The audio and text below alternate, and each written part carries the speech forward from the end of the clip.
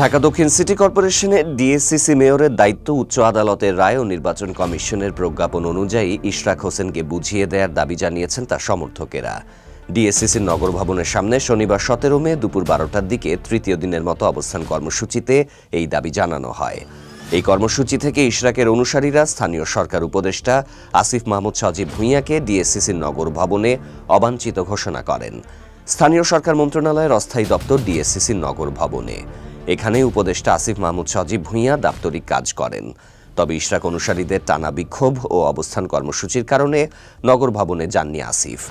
গত 27 এপ্রিল আদালতের রায়ের পরিপ্রেক্ষিতে ইশরাক হোসেনকে ঢাকা দক্ষিণ সিটি কর্পোরেশনের মেয়র ঘোষণা করে গেজেট প্রকাশ করে নির্বাচন কমিশন ইসি।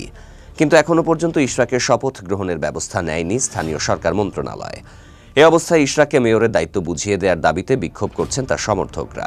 এই তো গরিব আপনারা সবই জানেন, আপনারা সাংবাদিকরা সব জানেন। এরা এখন আবার আইনি চাইতে, যেখানে কোর্ট দিয়ে দিছে, কোর্ট কি আইনের বাইরে দিছে? কোর্ট কি আইনের বাইরে কথা বলে? বাধারা হলো এনসিবি বিএনপিকে ভয় পায়। এনসিবি চীন একটা ষড়যন্ত্র জাল বিছাইছে, যে জালটা হলো এনসিবি সামনে তারা নির্বাচিত হয়ে তারা সরকার গঠনের প্ল্যান নিতেছে। এটা স্যার আর বাধা কিসের? আমি তার দেখি না কিছু।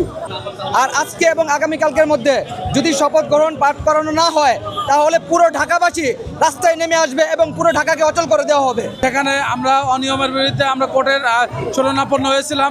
কোর্টের রায় হয়েছে, নির্বাচন কমিশন থেকে সেটার গেজেট প্রকাশিত হয়েছে, কিন্তু এত কিছুর পরেও তার শপথ নিয়ে তালবাহানা চলছে।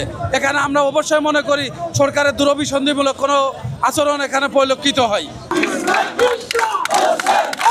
ইশরাকের অনুসারীরা শনিবার নগর ভবনে অবস্থানের আগে সচিবালয় এলাকায় বিক্ষোভ করেন। তারা ঢাকাবাসী প্ল্যাটফর্ম নামে এই কর্মসূচি পালন করছেন। এই প্ল্যাটফর্মের নেতৃত্ব দিচ্ছেন সাবেক সিনিয়র সচিব মশিউর রহমান। সাংবাদিকদের সচিব মশিউর রহমান বলেন, ঢাকাবাসীর দাবি আদায়ে আগামীকাল রবিবার বিক্ষোভ কর্মসূচি পালন করবেন।